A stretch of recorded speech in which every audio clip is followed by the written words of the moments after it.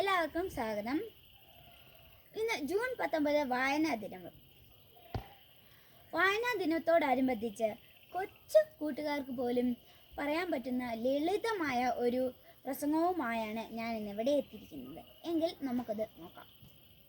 ബഹുമാനരായ അധ്യാപകരെ, പ്രിയപ്പെട്ട കൂട്ടുകാരെ, എല്ലാവർക്കും എൻ്റെ വായനാ ദിനാശംസകൾ. ഇന്ന് ജൂൺ 19 വായനാ ദിനം. വായിച്ചു വളരുക, ചിന്തിച്ച് വിവേകം നേടുക എന്ന മുദ്രാവാക്യവുമായി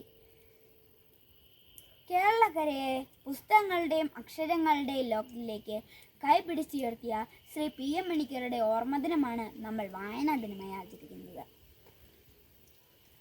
കേരളത്തിലെ വായനശാലകൾ പടുത്തുയർത്താൻ ജീവിതകാലം മുഴുവൻ ഓടി നടന്ന മഹാനായിരുന്നു ശ്രീ PM മണിക്കർ. വായനയുടെ പ്രാധാന്യം നമ്മെ ഓർമ്മപ്പെടുത്തുകയാണ് ഓരോ വായനാ ദിനവും. വായന എന്ന് കേൾക്കുമ്പോൾ എൻ്റെ മനസ്സിലേക്ക് ഓടിയെത്തുന്നത് കുഞ്ഞിന് മാഷിൻ്റെ വായിച്ചാലും വളരും, വായിച്ചില്ലെങ്കിലും വളരും, വായിച്ചാൽ വിളയും, വായിച്ചില്ലെങ്കിൽ വളയും എന്ന വരികളാണ്. ഒരു മനുഷ്യനെ നല്ലൊരു വ്യക്തിയാക്കി മാറ്റുന്നതിൽ വായനയുടെ പങ്ക് വളരെ വലുതാണ്. പുസ്തകങ്ങളാണ് നമ്മുടെ ഏറ്റവും വലിയ ചങ്ങാതിമാർ.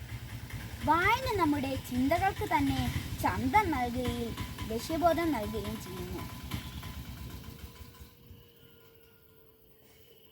നല്ല വായനാശീലമുള്ള ഒരാൾക്ക് നല്ല ക്ഷമാശീലവും നൽകുന്നു. വായന ഒരാളെ പൂർണ്ണമാക്കുന്നു എന്ന് തന്നെ പറയാം. ലോകത്തിൻ്റെ വെളിച്ചമായ പാഠപുസ്തകങ്ങളെ കൂട്ടുപിടിക്കുന്നതിലൂടെ നമുക്കും നമ്മുടെ ജീവിതത്തിലും വെളിച്ചം നിറയുന്നു. നമുക്കും വായിക്കാം. പാഠപുസ്തകങ്ങൾക്ക് പുറമെ ലഭ്യമാകുന്ന എല്ലാ പുസ്തകങ്ങളും വായിക്കാം. നല്ല വായനയിലൂടെ, നല്ല ചിന്തയിലൂടെ, നല്ല സംസാരത്തിലൂടെ നാളെയുടെ നല്ല പൗരന്മാരായി നമുക്ക് മാറണം.